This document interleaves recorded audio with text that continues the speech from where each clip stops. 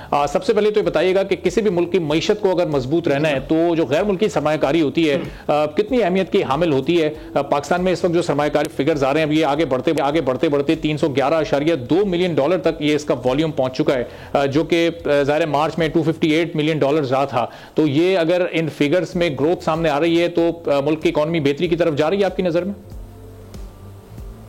देखिए, it's too early to comment on this is just a beginning. अभी शुरू हुआ है, गवर्नमेंट का अभी शुरू के दिन है और they have to take are ready, they want to do the business with Pakistan, but the same time अगर हम उनके लिए आसानियां नहीं पैदा करेंगे, उनके लिए जो है वन विंडो ऑपरेशंस नहीं देंगे, तो दे आर वेरी हेजिटेंट। जो एग्जिस्टिंग कंपनीज हैं वो भी ये चीजें दुश्वारियां फील कर रही होती हैं। तो अभी फॉरेन इन्वेस्टमेंट बहुत ज्यादा, foreign investors they are waiting for the new policies, especially जो बजट आ रहा है इसके ऊपर बहुत सारा फोकस है। फिर जो वो नेक्स्ट ट्रांच है, then okay next programme of IMF, वो बड़ा इंपॉर्टेंट है। इंडिकेटर्स तो बहुत अच्छे हैं, प्लान्स को जो है यहाँ पर इनको जो गवर्नमेंट को हमारे सजेशंस हैं वो ये कि इनको चाहिए कि मास्टर कंसल्टेंट्स जो है ना वो हर मिनिस्ट्री को साथ रखें, और 3 4 5 जो मिनिस्ट्रीज हैं जो बहुत इंपॉर्टेंट हैं, रोल प्ले करती हैं, industry, commerce, finance, foreign ministry, ये सब interior ministry, they have to be on one page, ताकि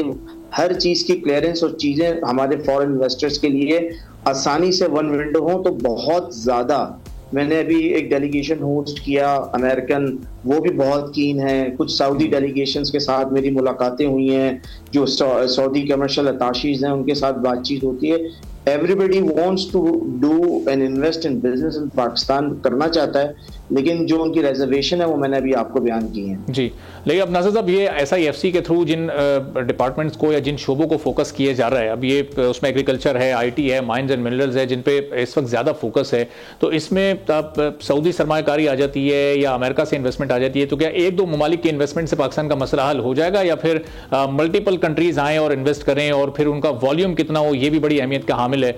तो ये कितनी सरमायाकारी की इस वक्त पाकिस्तान को अगले 6-8 माह में या 1 साल में ज़रूरत है? मैं आपको यहाँ की चीज वाजे कर दूं, अगर देखें यूनाइटेड स्टेट्स ऑलरेडी सबसे बड़ा ट्रेड पार्टनर है पाकिस्तान का, इसमें तो कोई डाउट ही नहीं है। लास्ट 75 ईयर्स से they're the one who are the most, यानी जबरदस्त किस्म के पार्टनर्स हैं। सऊदी अरब भी बहुत हमारा देरीना दोस्त है, वो हमेशा मुश्किल वक्त में आए। ये दो टाइकून्स कंट्री अगर देखें इस वक्त, Saudi Arab is emerging, their business कर रहे हैं बहुत बड़े पैमाने पे, जो है वो अपना रीबिल्ड कर रहे हैं, सऊदियों को रिवैम्प कर रहे हैं, तो उनका इंटरेस्ट बहुत। ये दो अगर आ जाते हैं तो इनके साथ साथ जो है ना, देखें G7 G8 जितने भी ममालिक हैं ऑटोमेटिकली आप पाकिस्तान के अंदर आएंगे।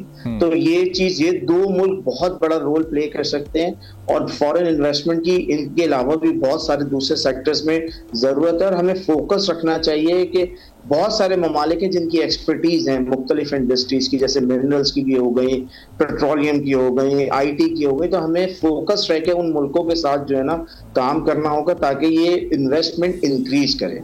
तो नज़र, मुल्क की मईशत के इस्तेहकाम के लिए एक्सपोर्ट्स बढ़ाना भी बहुत ज़रूरी है, और उसके लिए जो बिजनेस कम्युनिटी की डिमांड ये है कि गैस और बिजली की कीमतों में कमी की जाए। प्राइम मिनिस्टर के सामने भी उन्होंने अपनी ये डिमांड रखी और प्राइम मिनिस्टर ने उनकी इस डिमांड को जायज़ भी करार दिया। अब अगले 1-2 दिन में इस्लामाबाद में भी एक बड़ा इजलास होने वाला है इस सिलसिले में, तो आपको क्या लग रहा है, IMF के प्रोग्राम में अगर जाना है तो ये रिलीफ बिजनेस कम्युनिटी को गवर्नमेंट की तरफ से दिया जा सकता है, या फिर थोड़ा मुश्किल होगा गवर्नमेंट के लिए स्पेस क्रिएट करना?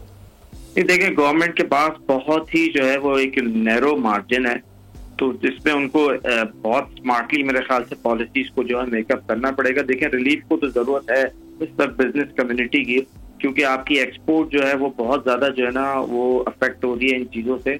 और जैसे बहुत सारी दूसरी पॉलिसीज भी आई हैं कि पहले जो था जिनमें गैस की जरूरत भी नहीं, दूसरी इंडस्ट्री भी है जैसे फ्रूट एंड वेजिटेबल की है, तो आप भेजते थे, एक्सपोर्ट करते थे। अब गवर्नमेंट ने उसको बोल दिया कि आप एडवांस पेमेंट्स मंगाएं।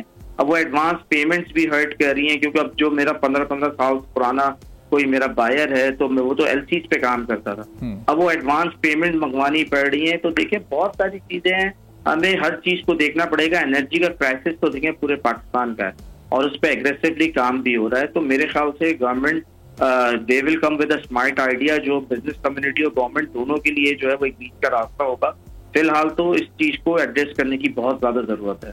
और फिर सर जो गैस की प्राइसेस मुस्तकिल बढ़ रही हैं वो एक देरीना मुतालबा है। काफ़ी टाइम से इंडस्ट्री और इंडस्ट्रियलिस्ट इस बात को बार बार हुकूमत के सामने रख रहे हैं। अपने अपने तौर पर उन्होंने जो प्रोटेस्ट कर सकते थे वो भी किया कि अगर गैस की कीमत इस तरह कई गुना बढ़ जाएगी तो जो छोटी इंडस्ट्री है वो तो ऑलमोस्ट बंद होने के करीब है। बड़ी इंडस्ट्री को भी फिर इस वक्त अपना गुजारा करना बहुत मुश्किल होता जा रहा है। वहाँ पर फिर डाउन साइजिंग और कॉस्ट कटिंग और फिर इस तरह की चीज़ें शुरू हो जाती हैं।